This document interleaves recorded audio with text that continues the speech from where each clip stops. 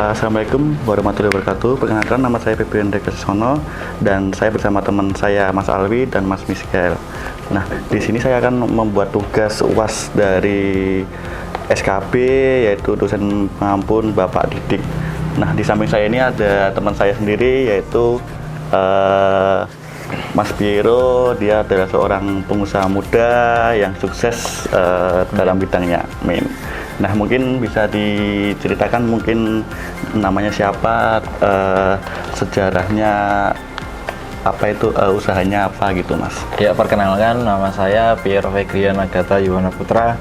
Saya lulusan tahun 21, baru lulus 2 tahun kemarin. Alhamdulillah, saya sudah dipercayakan oleh orang tua saya untuk memegang bisnis pabrik konveksi ini yang bernama Tiga Putra Solo. Nah, jadi awal berdirinya sejarah Tiga Putra Solo itu pertama kali gara-gara saya itu menang di finalis Putra Putri Batik di SMA saya, SMA Batik 1 Surakarta. Nah, di situ saya dapat juara 3 Putra Putri Batik. Akhirnya dengan saya berpikiran, apakah ini tak buat nama aja, nama Putra Batik, Tiga Putra Batik gitu.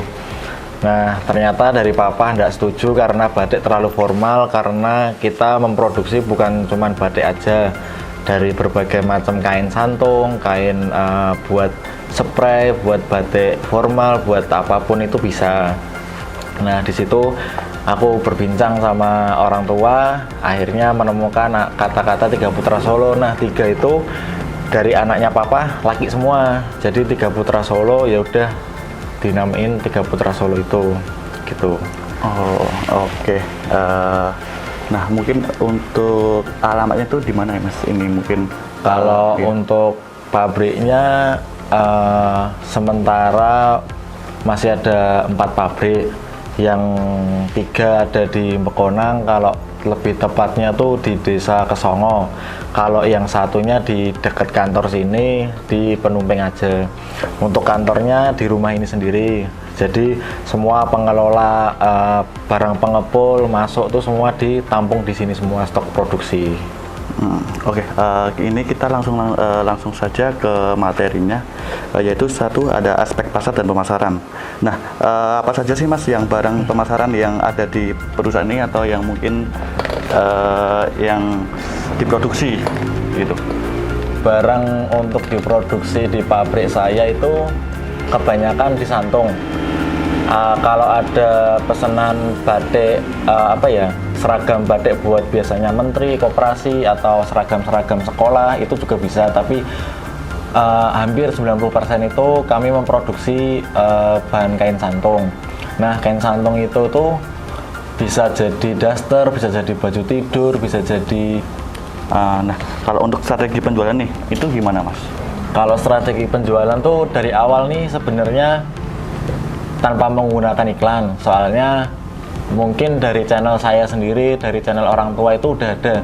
Jadi kalau menurut saya iklan paling manjur itu tuh dari mulut ke mulut, daripada kita harus membayar endorse, daripada kita harus membayar iklan ke media sosial atau apapun tuh.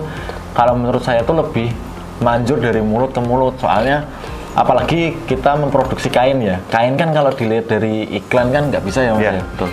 Dari kalau mulut ke mulut kan, oh kita pakai nih daster, oh enak bahannya, beli di Tiga Putra Solo aja, bahannya dingin dan lain-lain. Nah, dari mulut ke mulut itu lebih customer tuh lebih percaya gitu. Berarti untuk gitu, biaya promosi dan lain-lain mungkin lebih bisa menghemat gitu ya, Mas. Oke. Untuk sistem pengawasan nih terhadap produksi itu gimana, Mas? Atau mungkin langsung ke pabrik atau berapa hari sekali gitu? Kalau sistem pengawasan terhadap karyawan tuh saya sebenarnya hampir tiap hari ke pabrik. Kalau semisal namanya juga pabrik itu pasti ada konflik antara karyawan sama owner sama tangan kanan di pabrik, itu pasti ada. Jadi saya tiap hari itu hampir setiap hari itu memantau. Tapi juga ada yang memantau di pabrik. Jadi ada tangan kanan saya itu kakaknya papa. Nah, itu jadi pengawas di sana. buat karyawan di sana. Itu tadi masuk dari aspek manajemen ya Mas, dan sumber daya manusianya. Mungkin di pabrik itu ada berapa karyawan kira-kira Mas untuk sekarang totalnya? Untuk sekarang total dari keempat pabrik itu mungkin ada 85-an. 85-an ya. Itu yang pegawai tetap, tapi kan ada yang panggilan, kalau ada yang kurang tuh mungkin hampir 100 bisa. Itu berarti dari 4 pabrik tadi ya Mas? Ya, juga ya kalau kayak gitu ya. Nah jadi kita langsung masuk ke aspek sosial ya Mas. Ya. Nah untuk pengaruh pendirian perusahaan ini untuk terhadap masyarakat lingkungan itu gimana? Tadi udah untuk saya sedikit singgung gitu. ya. Untuk masyarakat sebenarnya kita mengasih dampak positif juga ada, dampak negatif juga ada. Pengaruh buat masyarakat sekitar tuh positif, yaitu tadi mengurangi angka pengangguran di desa itu. Terus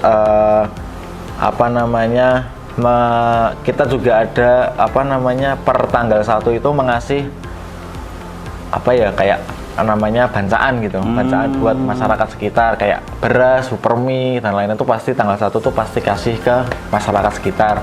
Tapi dampak negatif pasti limbah ya, soalnya betul. Saya ada obat kain dan lain-lain, itu pasti ada limbahnya. Limbah tuh alhamdulillah saya buat saluran sendiri, jadi tanpa melewati got dari masyarakat sekitar. Jadi langsung kita cari aluran buat langsung ke sungai terdekat. Berarti emang udah ada irigasinya ya Mas, yang udah diatur ya. Oke, kita langsung lanjut saja ke aspek lingkungan. Nah, untuk proses produksi perusahaan ini untuk mencemari lingkungan berarti itu tadi udah ada irigasinya sendiri ya Mas, gitu ya. Jadi udah ada penanganan sendiri ya, gitu. Untuk biaya penanganan limbah ini gimana Mas? Jadi waktu membangun pabrik pertama kali itu yang diajukan pertama tuh ke masyarakat pada setuju enggak. Kalau setuju pasti ada atensi lah nama istilahnya tuh. Jadi yaitu tadi per tanggal 1 ngasih bancaan atau ngasih beras dan lain-lain. Terus cara kita tuh juga nggak bodoh dalam mendirikan pabrik. Kita mendirikan pabrik itu juga nggak boleh merugikan masyarakat sepenuhnya. Kita harus memberi aluran kita buat buang limbah ini kemana, buat ini kemana, itu udah dipikirin. Nah, untuk aspek teknik dan teknologi nih, untuk keadaan lokasinya itu gimana Mas? Jadi mungkin atau di tengah kota atau di tengah warga sekitar atau di sawah pedesaan atau gimana itu? Kalau yang di Mekonang tadi kan ada 3, itu sebenarnya kebanyakan di desa tuh deket sawah, ya masih banyak sawahnya sih, dan mungkin jarak dari pabrik ke sungai itu, sungainya tuh alurannya kan langsung ke Bengawan Solo. Itu tuh mungkin sekitar 100 sampai 200 meter. Jadi cuman dari sungai itu ya Mas Arian tuh ya, berarti nggak terlalu jauh ya Mas. Jadi untuk membuang limbah kan enak gitu ya. Enak, benar. Nah, untuk bahan baku itu pembuat sendiri atau gimana Mas? Untuk bahan baku kain sebenarnya kami masih kulaan untuk kain grey itu putihannya itu masih kulaan dari pabrik kayak Siritek, Sariwarna, terus Dunia Tek, Tekstil dan lain-lain itu kita masih ambil. Tapi untuk produksi untuk pemerintingan dari awal sampai finishing itu emang full dari kita gitu ya. Untuk berarti mungkin bisa dijelaskan sedikit lah Mas untuk prosesnya gimana, artinya dari awal sampai akhir itu. Jadi pertama kali kita minta barang dari Siritek, minta barang berapa puluh ribu meter, dikirim ke pabrik. Sampai pabrik itu ada proses namanya diloyor. Diloyor itu dari proses kain tuh dari Siritek itu masih kayak kusem. Nah, diloyor itu jadi putih, diputihin kainnya diputihin, lalu proses kalender. Namanya kalender tuh kayak dialusin lah istilahnya, kayak disetrika. Terus jadi putihan yang siap diproduksi. Nah, dari produksi itu ada proses pembikinan warna obat, ada proses pengadukan obat, ada proses pemerintingan di meja printing dan lain-lain lah gitu. Jadi, terus ada juga proses kayak pemilihan motif, desain printing itu pasti ada. Nah, untuk desain nanti berarti dari Mas atau gimana? Atau udah ada timnya sendiri tuh yang desain kayak gitu? Untuk desain kebanyakan dari kami sendiri, tapi juga ada permintaan dari customer, misal Mas, ini aku tolong dibuatkan, aku ada motif ini, dibuatkan berapa puluh ribu meter, gitu baru kita Tapi untuk tim desain, alhamdulillah kita masih pakai sendiri sih, pakai otak kami sendiri sama orang tua gitu. Oh gitu, oke. Nah, oke, mungkin kita bisa lanjut lagi ke pertanyaan selanjutnya. Mungkin udah ada konveksi sendiri, Mas? Udah, konveksi juga udah ada sendiri. Jadi kebanyakan sih sekarang itu masih memproduksi bahan mentah. Istilahnya belum jadi daster, tapi kalau emang permintaan untuk Mas ini tolong dijahitkan jadi daster, jadi piyama, jadi baju tidur, jadi baby doll dan lain-lain, itu baru kita bikinkan. Seperti itu ya Mas. Oke. Nah, untuk rata-rata jumlah produksi itu nanti mungkin sehari atau beberapa sebulan gitu mungkin ada paling banyak nerima berapa gitu Mas? Kalau sehari itu kebanyakan minimal sehari itu produksi satu pabrik itu 3.000-an meter lah, 3.000 meter per pabrik. Juga ya itu berarti ya Mas? Iya. Berarti minimal ya mungkin ya Mas? Ya, paling minimal tuh 3.000, gitu ya? Paling jelek. Tapi kalau musim hujan tuh ya bisa 2.500 tuh, kalau musim hujan. Soalnya susah kering. Ya, untuk cuaca itu juga mempengaruhi ya Mas? Mempengaruhi juga, produksi. Oke. Nah, mungkin kita bisa lanjut lagi ke aspek finansial. Nah, untuk modal itu berarti dari awal itu nggak langsung 4 pabrik itu ya Mas? Atau gimana? Untuk pertama kali itu kita cuma punya satu pabrik itu masih nyewa. Nah dari situ berkembang terus, yaitu iklan promosi paling penting itu dari mulut ke mulut. Nah dari mulut ke mulut tuh orang percaya, oh 3 Putra Solo kayaknya bagus, oh 3 Putra Solo kayaknya tebal, oh 3 Putra Solo kayaknya dingin dan lain-lain lah. Nah dari situ kita berkembang, kita nambah langsung 2 pabrik tapi masih nyewa, jadi 3 pabrik.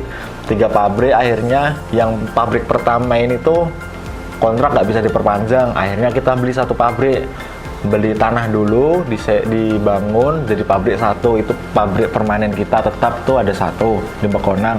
Terus yang 3 lainnya tuh masih nyewa semua gitu. Nah itu tadi mungkin bisa disampaikan untuk pengusaha muda apa itu biar bisa lebih semangat lagi seperti Mas Viro ini. Sebenarnya tipsnya tuh gampang, konsisten aja jadi anak muda tuh. Soalnya banyak yang mensalahgunakan waktu di masa muda itu. Bedakan senang-senang di masa muda sama menghancurkan masa tua. Jadi ya pergunakan waktu di masa muda ini dengan seksama, pokoknya jangan sampai lewatkan lah, mumpung masih muda, belum punya tanggungan banyak, masih bujang atau yang masih merintis, itu pokoknya dipol-polin lah, dipentok-pentokin lah semangatnya. Pokoknya intinya tuh dikonsisten aja, soalnya konsisten tuh paling susah, bener susah. Saya juga emang musuh paling susah tuh ya, jadi konsisten itu paling susah. Ya itu aja sih. Nah, mungkin itu tadi sedikit motivasi dari Mas Viro ini. Nah, itu tadi sejarah dan apa itu usaha-usaha yang dipunyai Mas Viro ini. Mungkin teman-teman semuanya bisa ada apa itu motivasi untuk menjadi pengusaha muda gitu ya Mas Viro. Amin. Nah itu tadi sekian dari saya mohon maaf apabila ada salah katanya. Saya Febrian Diwalisono memohon maaf yang sebenarnya. Mungkin Mas Viro bisa. Ya aku juga sorry kalau ada salah kata dalam penyampaian. Semoga bermanfaat ilmu dari saya, semoga bisa ditiru sama yang nonton sekarang. Ya pokoknya kita sukses bareng, senang bareng, nikmati bareng. Oke, itu tadi. Sekian dan terima kasih. Wassalamualaikum warahmatullahi wabarakatuh. Waalaikumsalam.